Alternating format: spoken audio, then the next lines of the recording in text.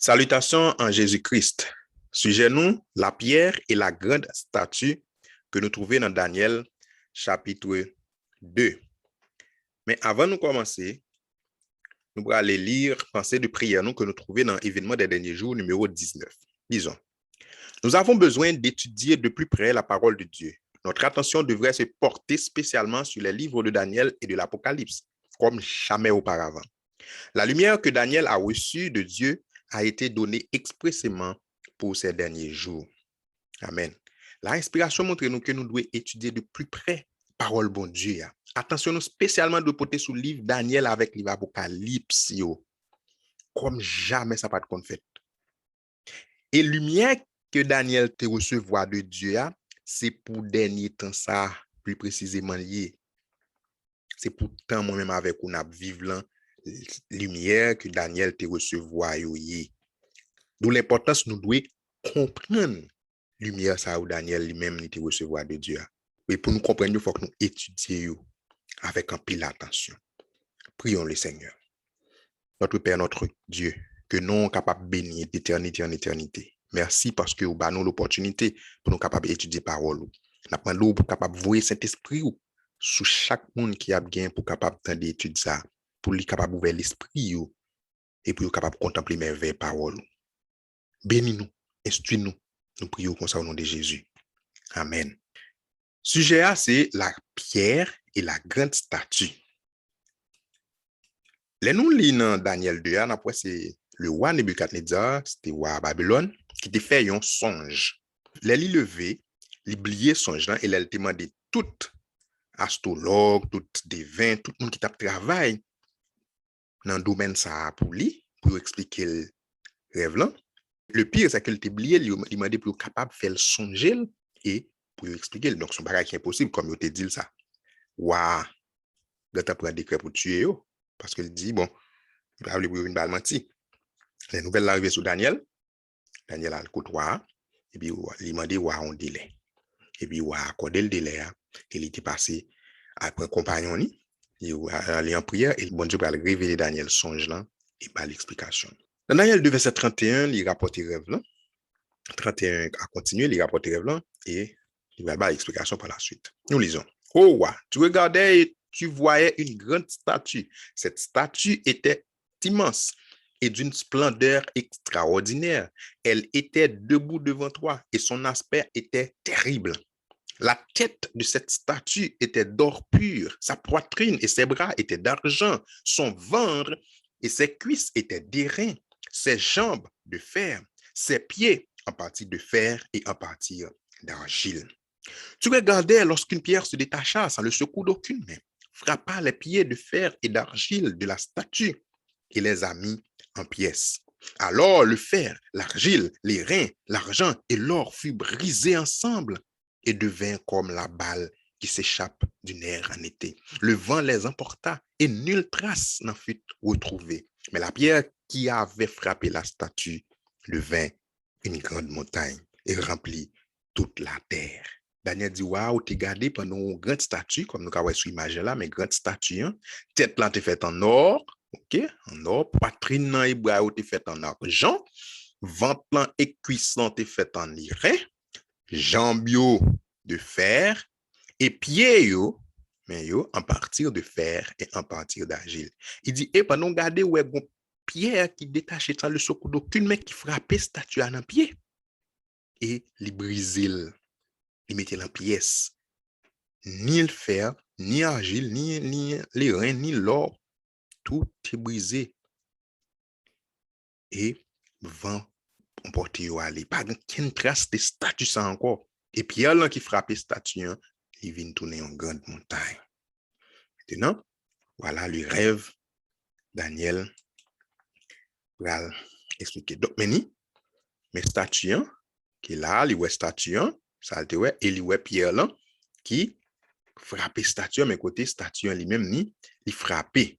Le rêve de Nebuchadnezzar concerne spécialement les derniers jours. Donc, rêve Nebuchadnezzar là, spécialement, c'est pour derniers jours là lié. C'est pour temps pas nous. Lisons Daniel 2, verset 28, tu vas voir qui ça te dit. Mais il y a dans les cieux, Daniel qui a parlé à Nebuchadnezzar, Mais il y a dans les cieux un Dieu qui révèle les secrets et qui a fait connaître au roi Nebuchadnezzar ce qui arrivera dans la suite des temps. Voici ton songe et les visions que tu as eues sur ta couche. Daniel a parlé avec moi, il dit ouais, comme ça, seulement de son bagage que l'homme n'a pas fait, qui est impossible. Mais il y a un bon Dieu dans ce ciel là qui révèle secret. C'est bon Dieu qui a fait travail ça. Il dit il faut qu'on ait bagage qui vient pour arriver dans la suite des temps. Le thème de la suite des temps, il dit dans les derniers temps, dans les derniers jours. Et Daniel dit mais songe-moi que tu gagné pendant que tu dormir. Dans Daniel 12, encore verset 4, livre Daniel là, nous allons voir, l'inspiration dit, toi Daniel, en j'entends pas là, Daniel dit ça, toi Daniel, tiens secrète ces paroles et scelle le livre jusqu'au temps de la fin. Plusieurs alors le liront et la connaissance augmentera. En général, dit Daniel, parole ça, qu'un bel secret, lorsqu'il m'a secret, serré, pour bon Dieu, ça, scellé. Le scellé, c'est quelque chose qui tenir secret. Mais jusqu'il est, jusqu'au temps de la fin, à la suite des temps, dans les derniers jours, dans tant même avec on a vivre là. Plusieurs, inspiration bien dit, oui, bah dis-nous tout, non? Plusieurs alors le liront, le livre de Daniel, plusieurs le liront à la suite des temps et la connaissance augmentera. C'est ça que fait nous se trouver dans l'événement des derniers jours, est-ce que vous pouvez dire comme ça, livre Daniel, hein, il était spécialement écrit pour le temps par nous parce qu'il te dit c'est les livres là jusque dans le temps de la fin, dans le temps par nous et qu'on y a en pile monde l'île, donc connaissance pour augmenter. Pour inspiration que tu as montré nous, c'est pas tout le monde qui a m'intéressé dans la parole de Dieu dans la période ça. C'est pas tout le monde, hein, c'est plusieurs. Et connaissance augmentée parce que le livre là c'était pour le temps salté, donc en pile lumière, bon Dieu baille sous le livre ça à travers prophète lit. Parce que c'est pas prophète que l'Éternel parle, il dit Dieu ne fait rien sans avoir révélé ses secrets à ses serviteurs, les prophètes. Donc, c'est prophète que bon Dieu révèle les secrets et les prophètes même révèle avec moi-même, avec vous-même, pour nous capables d'étudier. Il a fait l'élévation de l'évité dit qu'il y a des secrets, mais qui est-ce bon Dieu révèle les secrets? Avec prophète li, Amos 3, verset 7. Maintenant, nous allons voir qui ça, statut ça, représenté. Que représente la statue? Donc, statue qui est faite, qui a une tête, poitrine, ventre, cuisse, etc. Qui ça est représenté? La statue représente les différents royaumes ou nations qui ont gouverné la terre. Daniel va explication statue dans Daniel 2 à partir du verset 36 à 42, nous lisons. Voilà le songe. Nous en donnerons l'explication devant le roi. Ô roi, tu es le roi des rois, car le Dieu des cieux t'a donné l'empire, la puissance, la force et la gloire. Il a remis entre tes mains en quelques lieux qu'il habite les enfants des hommes, les bêtes des champs et les oiseaux du ciel. Il t'a fait dominer sur eux tous. C'est toi qui es la tête d'or. Après toi, il s'élèvera un autre royaume, moindre que le tien, puis un troisième royaume qui sera d'airain et qui dominera sur toute la terre. Il y aura un quatrième royaume, fort comme du fer, de même que le fer brise et rompt tout. Il brisera et rompra tout, comme le fer qui met tout en pièces. Et comme les doigts des pieds étaient en partie de fer et en partie d'argile, ce royaume sera en partie de fer et en partie d'argile. Voilà l'explication du rêve. Il dit que bon Dieu remet tout pouvoir dans main sous les habitants de la terre, sous les animaux, pour dominer sur eux. C'est eux-mêmes qui tête or là. Donc c'est le roi qui est la tête d'or. Mais il dit après eux-mêmes, il gagne un autre royaume qui petit passe, ça fait la plus moindre. Mais c'est parce que l'or, l'on regarde dans la chaîne des métaux, les plus élevé que Iran, au fur et à mesure après métaux et valeur a diminué, et même temps tout après royaume qui a venu il y a moins. Ça fait on dire après toi s'élève un royaume, un autre royaume moindre que le tien, puis un troisième royaume qui sera d'airain. Parce que deuxième nan qui venu lui-même, c'était argent. Troisième nan Erin et qui a dominé toute la terre. Pral gon quatrième encore qui a fait lui-même. Ces différents métaux, ils représentaient différents royaumes qui étaient gouvernés la terre. Mais l'arrivée en fait là, gon l'autre encore. Au cinquième, qui c'est les droits des pieds. C'est le monde actuel. Clairement, statut représenter les royaumes ou bien nations qui étaient gouvernées la terre. Nous allons tout gagner un rapport entre Daniel 7 et Daniel 2.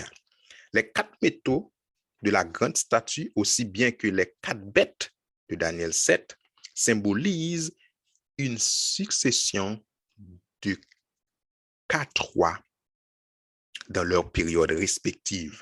Dans Daniel 7, verset 17, j'en ai dit Daniel ça, ces 4 grandes bêtes, dit l'ange, sont 4 rois qui s'élèveront de la terre. Donc, dans Daniel 7, là, on rapporte 4 grandes bêtes, et ange dans dit Daniel, 4 bêtes, ça c'est 4 rois qui viennent pour lever sur la terre. Dans Daniel 7, là, il y a bêtes, mais représente le royaume, bien nation, c'est même bagarre dans Daniel 2, en tout, statue. Hein. Donc, c'est sur l'autre angle, bon Dieu, des bails. Son exemple pour nous, les statues en tout, c'est les royaumes et les nations représentés qui dégouvernent la terre. Dans un autre symbolisme encore, toujours dans nous là, dans Daniel 8, là, un bélier et un bouc en 3 phases. Daniel vit le bouc dans sa première phase, celle de la grande corne, le roi de la Grèce, foulé aux pieds le bélier, les Mèdes et les Perses, et qu'après que la grande corne fut brisée, décès de Alexandre le Grand, 4 cornes s'élevèrent à sa place, le royaume divisé en 4 parties, et que finalement, de l'une des 4 sortit un 5e, l'extrêmement grande corne, qui c'était Rome.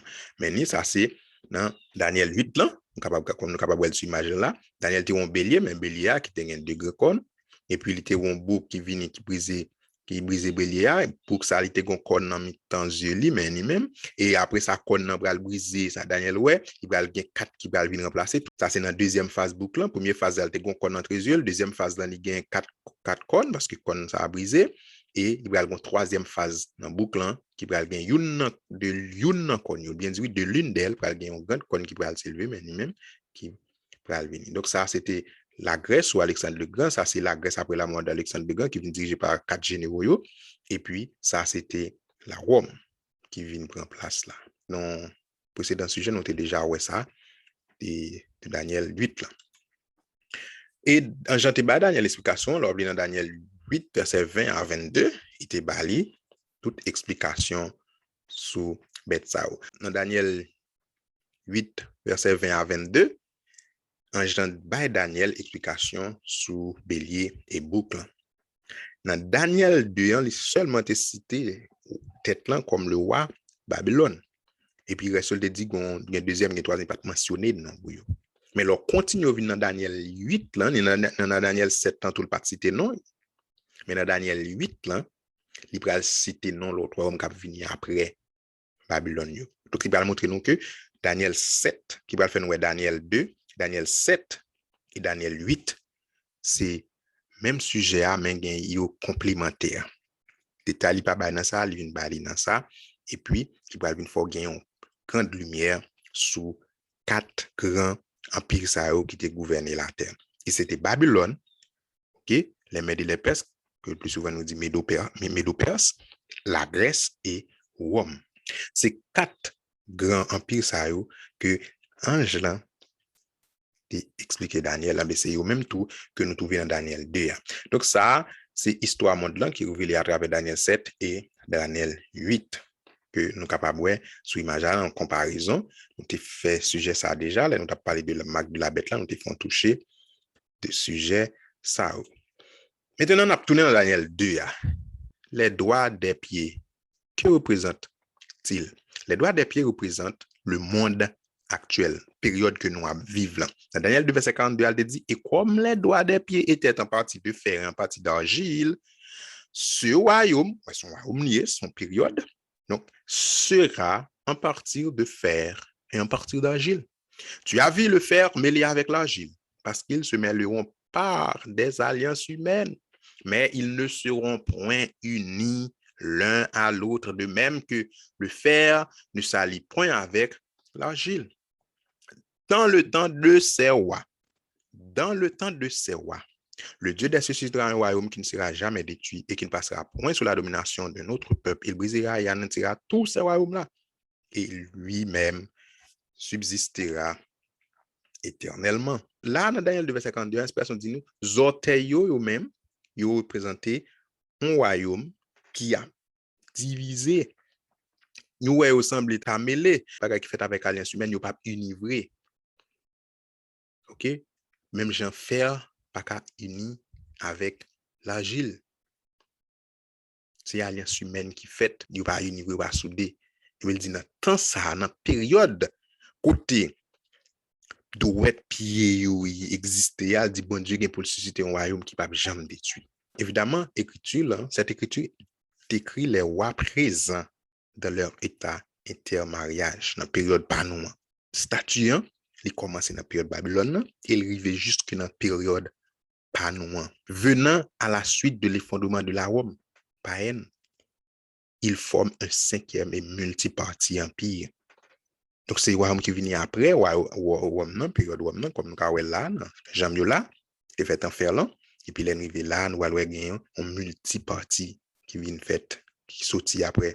Quatrième mois, qui c'était Rome, nous venons cinquième dans le monde actuel. Ainsi, cette image prophétique prévoit clairement que les dirigeants aujourd'hui incapables de s'unir l'un à l'autre. Ça, clairement. Donc, nous vivons, nous voyons ça. Nous voyons que l'alliance humaine, j'en sera passé dans le monde là. On nous voit encore comment l'inspiration lui rend ça plus clair toujours. Quand la pierre frappe-t-elle les pieds de la statue? C'est très important. Qui les pierres frappe les pieds de la statue et qui bol te frappe? Regardez dans Daniel 2, verset 34, là, dit, tu regardes, lorsqu'une pierre se détache sans le secours d'aucune main, frappe les pieds de fer et d'argile de la statue et les a mis en pièces. Pierre frappe les pieds statue, c'est-à-dire, c'est une période par nous. Parce que, si nous bien comprendre, pas oublier que statue représentait les nations. Babylone passait déjà, Médo-Perse passait déjà, la Grèce passait déjà, la Rome passait déjà. Mais notre monde actuel est toujours présent. Si on va faire dans le dernier temps, quand nous parlons, nous disons oui, nous avons fait, nous réellement la donne, prophétie, montre tout événement, tout bagage montre. Verset 35 dit, alors le fer, l'argile, les reins, l'or, tout brisé, tant des nations, et cette inspiration montre, il finit. Mais Pierre, là, lui-même, il vient devenir une grande montagne, il remplit toute la terre. Dans Testimonies for the Church, volume 1, page 360, troisième paragraphe, dans Témoignage pour l'Église, volume 1, version anglaise, là. Esprit de prophétie dit nous. Nous n'avons pas besoin et nous ne pouvons pas nous attendre à l'union entre les nations de la terre. Notre position dans l'image de Nabucodonosor, ou bien Nebuchadnezzar, est représentée par les orteils dans un état divisé et de matériaux en ruine qui ne tiendra pas ensemble. La prophétie nous montre que le grand jour de Dieu est juste sur nous. Il s'empresse grandement. Notre position dans l'image de Nebuchadnezzar est représentée par les orteils. Notre position, donc, période image Nebuchadnezzar est représentée par les orteils. Côté état, divisé. Même Jean t'a montré que les pieds des orteils sont faits en partie de fer, en partie d'argile. Yo pas qu'à été unis, pas qu'à gagner alliance qui fait réellement, qui kembe. Ça clair pour ouais que non seulement c'est dans période pas non Pierre ça lui même pour frapper statue dans période monde pas non exister, c'est-à-dire qu'a mettre fin avec le règne des nations, le temps des nations et nous déjà dans période ça à côté n'a vivre dans dernière partie dans statue qui c'est les orteils. Maintenant qui boit pierre là, il sorti d'où vient la pierre? La pierre vient de la montagne. Dans Daniel 2, verset 45, là, il dit, c'est ce qu'indique la pierre que tu as vue se détacher de la montagne sans le secours d'aucune. Mais notez bien, la pierre vient de la montagne sans le secours d'aucune main. Et il frappé et brisé statue. Maintenant, ça très important pour nous comprendre. Okay? Donc, on va regarder cette image, ouais, mais pierre là, qui sortit dans la montagne, là, il frappe statue. All right? Vous pouvez faire nouvelle encore. Mais montagne, non? Mais montagne, non? Et puis, il dit, Pierre, là, il est détaché de montagne, non? Il frappe statue. C'est ce qu'indique la pierre que tu as vu se détacher de la montagne sans le secours d'aucune main. Ce qui est très important pour nous comprendre, c'est que symbolise la montagne. Montagne, ça va représenter. La montagne symbolise l'Église, le peuple de Dieu. Daniel 9, versets 16 et 20, et d'autres écritures vont montrer nous que montagne dans les Écritures est symbolisée l'Église de Dieu ou bien le peuple de Dieu. Daniel t'a prié pour le peuple d'Israël.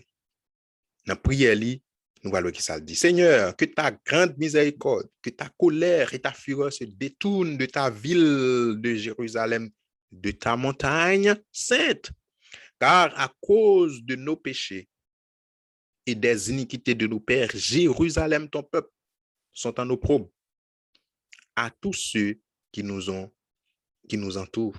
Verset 20.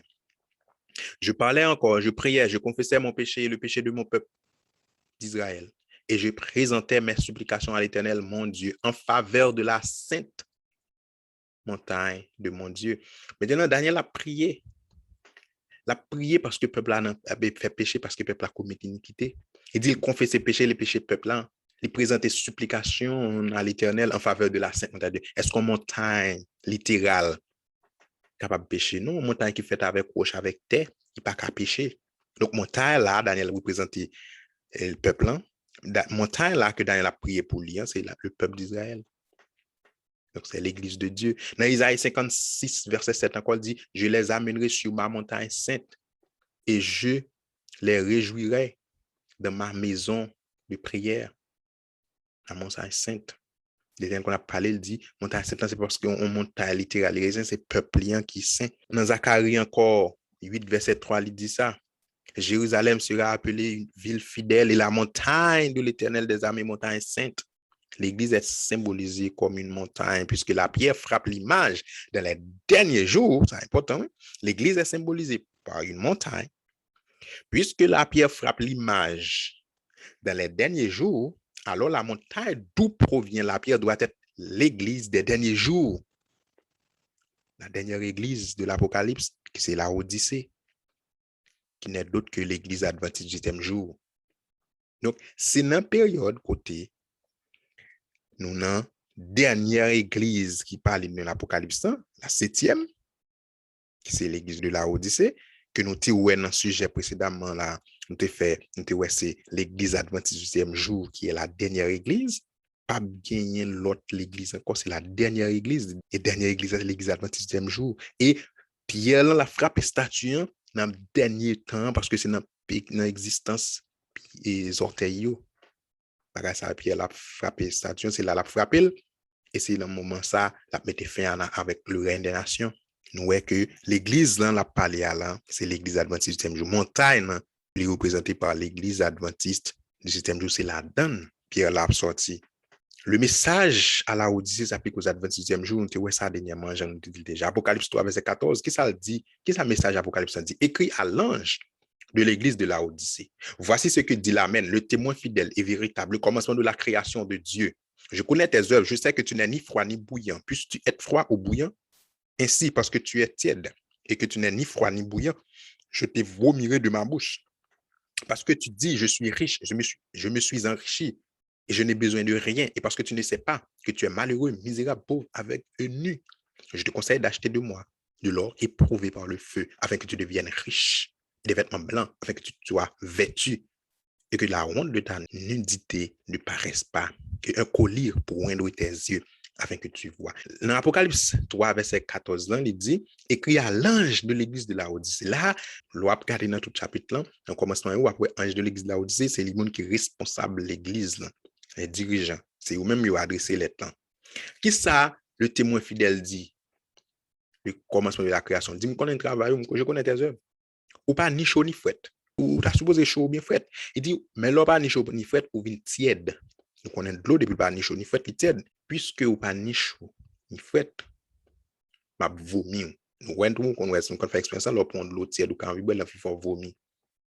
Là, la parle avec l'église de la Odyssée, on reproche la fait. il pas ni chaud, ni frais, ni tiède, il dit, m'a vomi. Il dit, dans le verset 17 là, parce que tu dis, je suis riche, je me suis enrichi. Pensez le riche et enrichi. Je n'ai besoin de rien. Et ou pas connaître ce malheureux, misérable, pauvre avec nous. Donc, le témoin fidèle reproché avec l'un de l'église de la Odyssée parce que il pensait, il est riche, il est enrichi, l'Éternel dit, non, pas riche, pas enrichi. Ou tiède, m'a vomi. Donc, tiède, c'est une situation de satisfaction. Donc, l'homme n'a ni l'aile frette, ni l'aile chaude, sur le plan littéral, bien sûr. Si nous prenons l'exemple comme ça, l'aile trop chaud, pas tout bien, l'aile trop tiède. Notre température là sent tout bien. Eh bien, c'est ça l'inspiration montrée là. Il y a une situation sur le plan de la vérité. Vous pensez que vous avez toute bagaille. Bon Dieu dit non, ou pas gagner toute bagaille, ou misérable, ou pauvre avec nous. Le message choisi, volume 2, page 75, Esprit prophétie dit ça clairement. Le message de la Odyssée s'applique aux adventistes du 7e jour. La dernière église qui a pour exister sous le temps ça. C'est lui-même qui l'existe adventiste du 7e jour là. Ouais, l'inspiration dit ça clairement. Le message à la Odyssée s'applique aux adventistes du 7e jour qui ont reçu de grandes lumières et n'ont pas tenu compte. Hélas. Qui ça, bon Dieu dit l'a fait? Il continue pour dire, ceux qui se sont beaucoup vantés, mais n'ont pas marché au pas avec leur conducteur seront vomis de sa bouche, à moins qu'ils se repentent. Donc, Pierre là, qui ça le représente? La pierre représente le peuple aussi, étant une partie détachée de la montagne. Parce que montagne représentait peuple, ou bien l'église de Dieu, qui bord pierre l'a sorti dans la montagne. Donc, en montagne, nous connaissons le formé réellement de pierre et de terre. Mais sont partis dans la montagne qui est détachée. Et ça fait après pierre là toujours, c'est peuplier, sont partis dans la montagne. Dans Daniel 2, verset 55, il dit, c'est ce qu'indique la pierre que tu as vu se détacher de la montagne sans le secours d'aucune main. Pour Pierre détaché de la montagne, c'est parce qu'il était fait partie de la montagne. Et puis il détaché. Et puis il a frappé statue. Donc Pierre aussi, dans la Bible, qu'on nous présente le peuple de Dieu. Nous parlons de ça dans 1 Pierre 2, verset 4. Il dit, approchez-vous de lui, pierre vivante, rejetée par les hommes, mais choisie et précieuse devant Dieu. Le verset 50 dit, et vous-même, comme des pierres vivantes, édifiez-vous pour former une maison spirituelle, un saint sacerdoce, afin d'offrir des victimes spirituelles agréables à Dieu par Jésus-Christ. OK? Approchez-vous de lui, pierre vivante, au singulier, rejetée par les hommes, mais choisie et précieuse pour lui. Là, dans 1 Pierre 2, verset 4, il a parlé de Jésus-Christ. Mais dans 1 Pierre 2, verset 5, il a parlé de les chrétiens qui devaient accepter le message du Christ. Donc, il faut qu'importer au pluriel. Et vous-même, comme des pierres vivantes, édifiez-vous pour former une maison spirituelle, un saint sacerdoce, afin d'offrir des victimes spirituelles agréables à Dieu et Jésus-Christ. Dans Zacharie 12, verset 3, on va l'inspiration pour comparer le peuple de Dieu avec une pierre. En ce jour-là, je ferai de Jérusalem une pierre pesante pour tous les peuples. Tous ceux qui la soulèveront seront meurtris. Et toutes les nations de la terre s'assembleront contre elle. Zacharie 12, verset 3 là, il comparait Jérusalem, l'église de Dieu, donc une pierre pesante. Pierre, qu'on représentait aussi le peuple de Dieu, bien l'église de Dieu.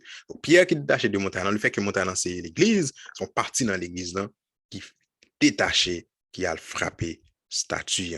Pierre là qui est lié, mais le fait que l'église c'est l'église adventiste, Pierre là c'est un groupe dans l'église adventiste lié sûrement. Son reste, donc son parti, son reste dans l'église adventiste. Pierre l'en faisant partie de la montagne, c'est-à-dire de l'église adventiste du 6e jour, parce que montagne a représenté l'église adventiste du 6e jour, l'église adventiste dans le dernier temps, dans la période côté Pierre a frappé statue dans Pierre. La pierre symbolise un reste de l'église adventiste du 6e jour. Ce reste doit être les 54 000 qui seront scellés de l'église adventiste du 6e jour. Ouais, mais montagne, qui a existé dans le dernier jour, la dernière église qui a existé dans la période côté Pierre Langue pour frapper statue, c'est l'église adventiste du 6e jour. Donc, c'est dans la donne, un groupe monde, on pense à un groupe monde qui a frappé statue.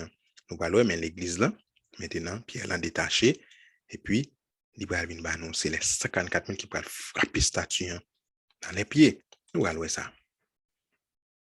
La pierre représente les 144 000. Ils sont des pierres vivantes, citoyens du royaume. Témoignage pour les pasteurs, page 213 dit. Qui sont les citoyens du royaume de Dieu? Tous ceux qui font sa volonté. Ils possèdent la justice, la paix et la joie dans le Saint-Esprit. Les membres du royaume de Christ sont les enfants de Dieu, associés à sa grande entreprise. Les élus de Dieu sont une race élue, une nation sainte, un peuple acquis par Dieu, afin d'annoncer les vertus de celui qui vous a appelé des ténèbres à son admirable lumière. Ils sont le sel de la terre, la lumière du monde. Ils sont des pierres vivantes, un sacerdoce royal. Ils sont les associés de Jésus-Christ. Ce sont ceux qui suivent l'agneau partout où il va. Quelle question que tu as posée? Qui sont les citoyens du royaume de Dieu? C'était question ça. Et pour lui répondre, on paquet l'autre réponse. Toujours même mon sous différents angles.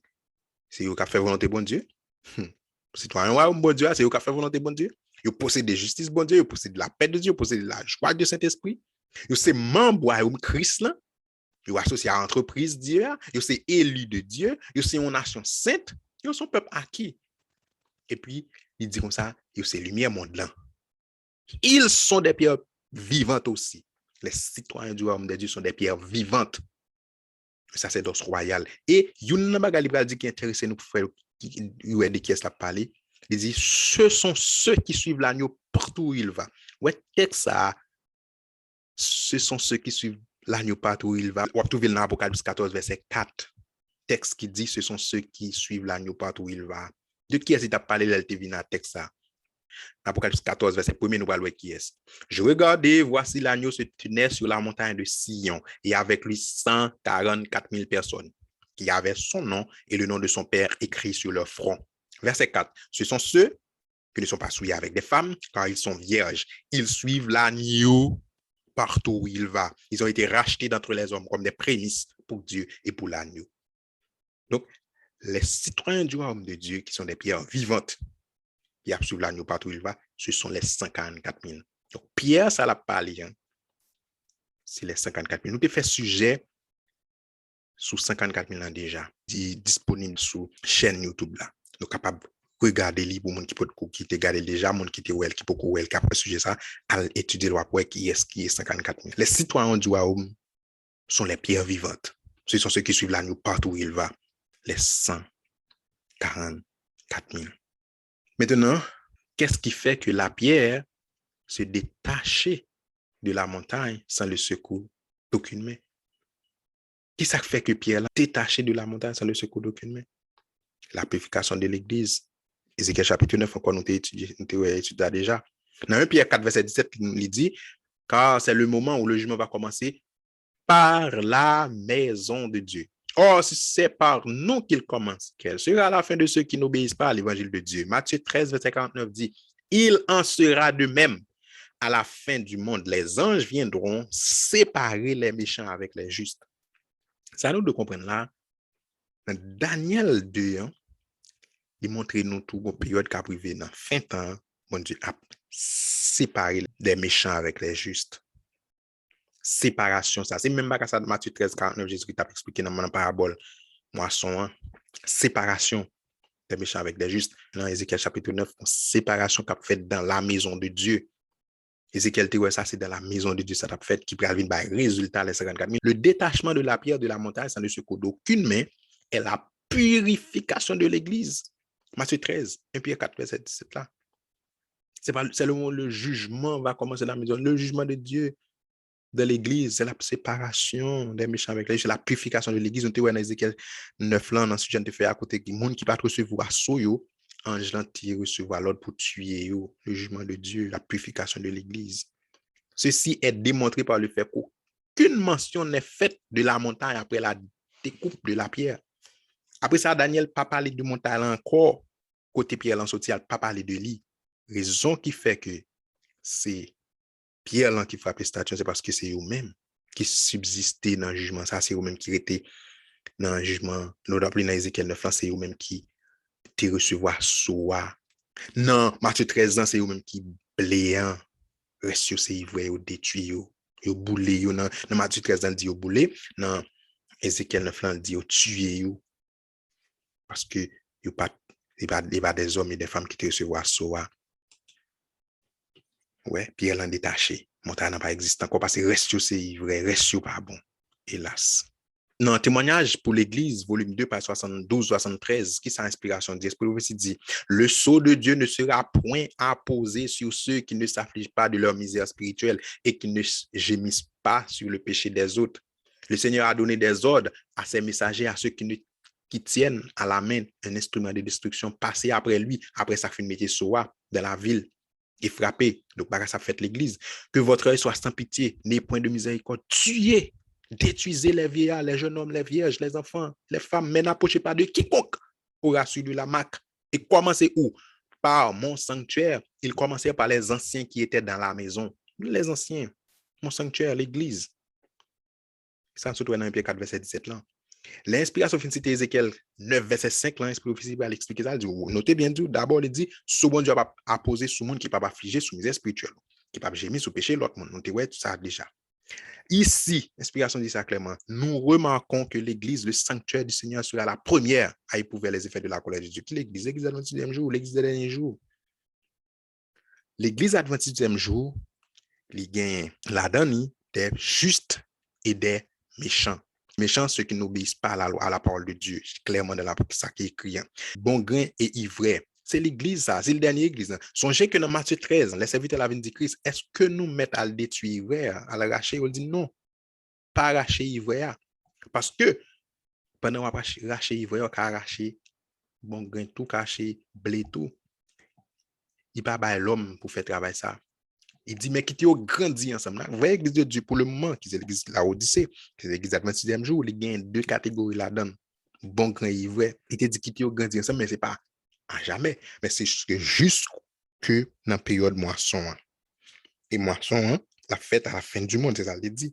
Et l'église qui existe dans la fin du monde, là, dans la période de la là, nous autres dans Daniel, là, c'est l'église adventiste du 10e jour, la dernière église. Mais c'est la donne qui a un groupe ça qui a sorti. Puis à l'entour qui est représenté par groupe fidèle, il reste là, qui a subsisté, c'est les survivants, les réchappés dans le jugement. Pour qui ça, c'est Pierre là qui fait ce travail ça. OK? Pourquoi détacher une pierre? Pourquoi pas utiliser toute la montagne?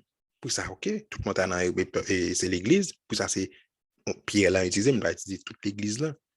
Son parti dans l'église à l'utiliser. Mais parce que seule une partie de ceux qui professent maintenant la vérité seront sanctifiés. Pour l'Église, volume 1, page 608, en version anglaise, on dit, pour conclure ce récit, je dirais que nous vivons une époque des plus solennelles. Dans la dernière vision qui m'a été donnée, on m'a montré le fait surprenant. Seule une partie de ceux qui professent maintenant la vérité seront sanctifiés par elle et seront sauvés. Beaucoup dépasseront la simplicité du travail. Ils se conformeront au monde, chériront les idoles et deviendront spirituellement morts. Les humbles disciples de Jésus se sacrifient eux-mêmes, passeront à la perfection, laissant derrière eux les indifférents et les amoureux du monde. Le prophète a dit que seule une partie de ceux qui professent maintenant la vérité seront sanctifiés par elle et seront sauvés. Donc, dans le dernier temps, frères et sœurs, la dernière vision servante de la réalité, ouais, que seule une partie dans le monde qui professait, oui, maintenant la vérité. Pas mon monde là, non, on n'a pas parlé de monde l'église. On a professé que dans la vérité, c'est une partie qui a sanctifié, qui a sauvé. Son parti. Et l'inspiration continue pour le dire ça dans le témoignage pour l'église, pour le Testimonies for the Church, volume 2, version anglaise, toujours pour le dire. J'ai déclaré, prophétesse la cap parler, devant eux, que d'après ce qui m'a été montré, un petit nombre de ceux qui professent maintenant croire en la vérité seraient finalement sauvés. Non, pas parce qu'ils ne pouvaient pas être sauvés, mais parce qu'ils ne le seraient pas à la manière que Dieu a fixé. Le problème, c'est parce que ils n'ont pas qu'à sauver, malheureusement. Mais c'est parce que vous pas fait de manière bonne de fixer.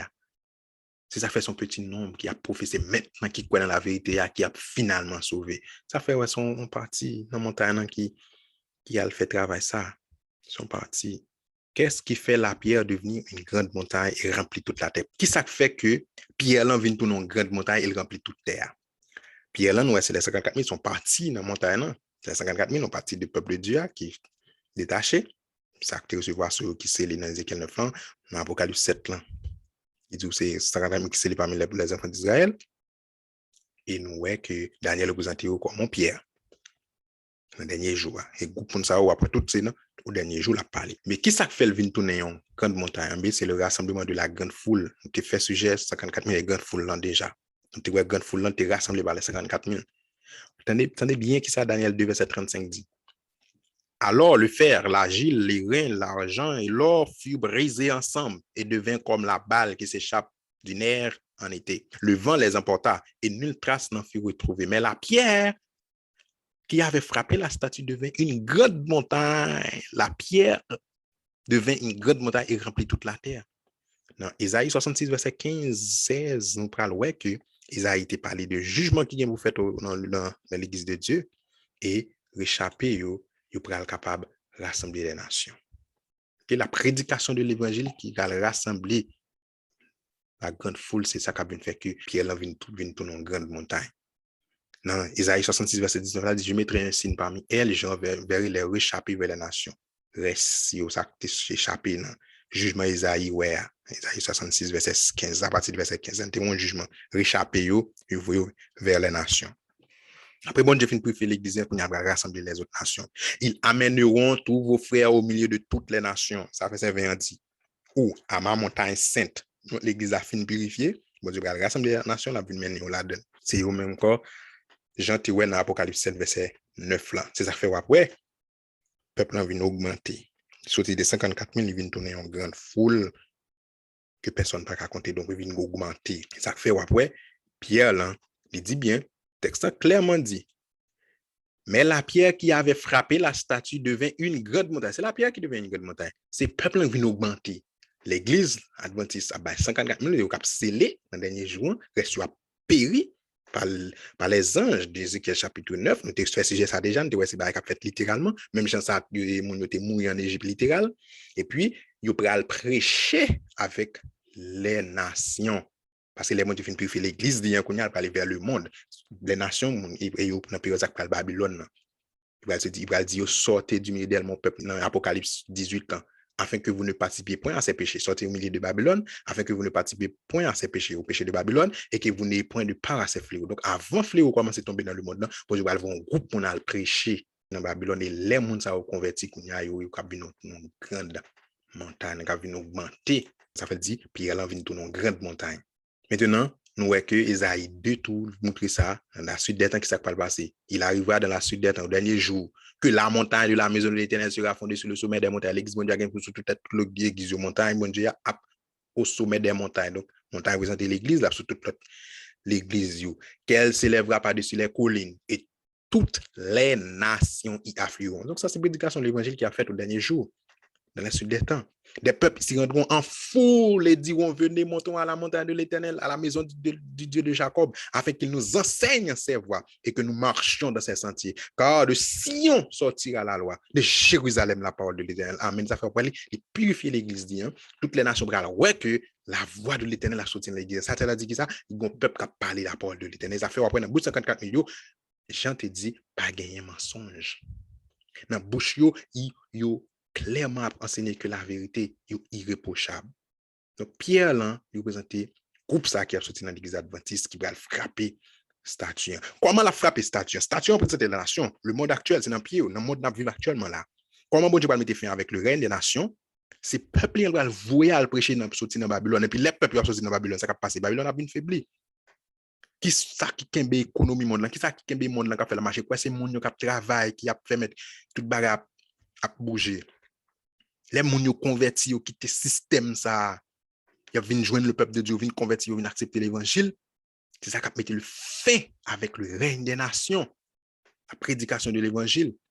Et puis, ensuite, qui va le suivre bien sûr, avec la venue de Jésus-Christ. Donc, la pierre frappe l'image avant la seconde venue de Jésus-Christ. C'est très important, frères et sœurs. En plus, il faut qu'on attribue Pierre là à Christ, mais Pierre l'a frappé image là avant Jésus-Christ retourner.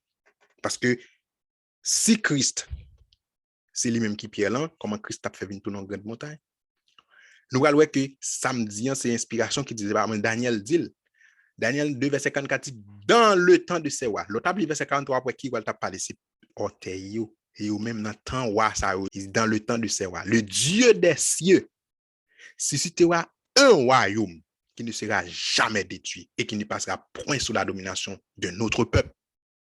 Il brisera le royaume que Dieu a pour susciter dans le temps de ces rois. Ce n'est pas après le temps de ces rois. Après, le texte dit bien, dans le temps de ces rois. Pendant que nation, ça a existé, le monde actuel, il dit, bon Dieu, qui a possibilité un royaume qui ne peut jamais détruire lui-même et qui ne peut anéantir. Et lui-même l'a brisé, l'a anéanti tout l'autre royaume. Et bon, et le royaume, mon Dieu a suscité, hein, l'église purifiée, qui peut anéantir les autres royaumes, en prêchant l'évangile au milieu d'eux. C'est ce qu'indique, le verset 45 là dit clairement, le royaume, ça, bon Dieu, pour le susciter, elle dit, c'est ce qu'indique la pierre, le royaume que Dieu doit susciter. Que tu as vu se détacher de la montagne, ça le secoue d'aucune main. Et qui a brisé le fer, l'argent, le roi? C'est le royaume que Dieu doit susciter dans le temps de ses rois. Ce n'est pas après le temps de ses rois, mais c'est dans le temps, au moment qu'il existait simultanément. Donc Daniel clairement dit, dans le temps de ses rois, bon Dieu, pour susciter un royaume, l'église purifiée, cela veut dire au moment que les royaumes qui représentent par les orteils existent, bon Dieu, pour susciter un royaume par là, toute l'église purifiée. Donc là, nous trouvons clairement que Pierre dans la frappe image là avant Christ retourne. Et ça fait, après qui ça a été dit dans Daniel 2, verset 34, tu regardes, lorsqu'une pierre se détache sans le secours d'aucune main, frappe à les pieds du fer, élargit la statue et la mise en pièces. Alors, ok, le fer, l'argent, l'or, tout ça vient pour briser. Mais la pierre qui avait frappé la statue devint une grande montagne et remplit toute la terre. La pierre qui frappe la statue la brise en pièces et la pierre qui frappe la statue la brise en pièces et la pierre est devenue une grande montagne. Si la pierre était la seconde venue du Christ, comment expliquer que Jésus devenait une grande montagne? Là, nous voyons clairement que c'est le peuple bon Dieu qui a sorti de 50 000 pour prêcher le monde dans la période Babylone existait qui va venir tourner une grande montagne. Qui ça, bon Dieu, voulait montrer à travers l'image, ça, à travers le son saltiba, Nebuchadnezzar pour tant ça. C'est Daniel t'expliquer. Nebuchadnezzar dans la période là, tu pensé c'est wa omniant qui pigoam qui abrite éternellement. Bon Dieu, tout montrer que non, c'est pas un Paul là qui pigue moins gain pour mon royaume. Bien que après Paul là gain l'autre nation qui venir. Mais moi-même, je pour susciter un peuple. Peuple pas non, c'est lui-même qui gain pour remplir toute la terre, c'est pas Paul là, j'en t'ai pensé. Et ça fait vision, bon Dieu, de Nebuchadnezzar, c'est pourtant ça. Il te dit ça dans Daniel 2, verset 28. Bon Dieu montre ça qui est pour faire dans la suite des temps ou derniers jours. Maintenant, bon Dieu montre qu'il a mis fin avec le règne des nations à travers le peuple qui ne pourra prêcher l'évangile dans le monde entier. L'évangile finit prêcher à Babylone. Le monde qui peut sauver au soutien de Babylone, il peut tomber à Babylone. Ce monde qui est prêté dans Babylone, qui a vécu dans le péché. C'est après que les fin tomber. Jésus-Christ a fini, c'est-à-dire, d'abord, bon Dieu a purifié l'église, ensuite, la voyé à prêcher le monde. Parce que on l'église qui a péché là-dedans, bon Dieu va pas remplir du Saint-Esprit pour faire travail ça. Et même Jean Sarté dans autant des apôtres. Avant que vous ayez reçu la puissance du Saint-Esprit, Judas pas parmi eux, qui étaient en traite, qui étaient hypocrites, qui étaient ivrés. Et ils ont été d'un seul cœur, ils ont comprendre la vérité. Et bon Dieu t'es rempli du Saint-Esprit pour y aller prêcher devant le système qui était en face dans le moment, qui était contre eux. Comme nous avons fait sujet 50 000 les grands foules déjà, nous avons clairement que Jean ça lui-même, il est pour faire. Que bon Dieu capable de bénir nous et faire nous comprendre énormément sa parole.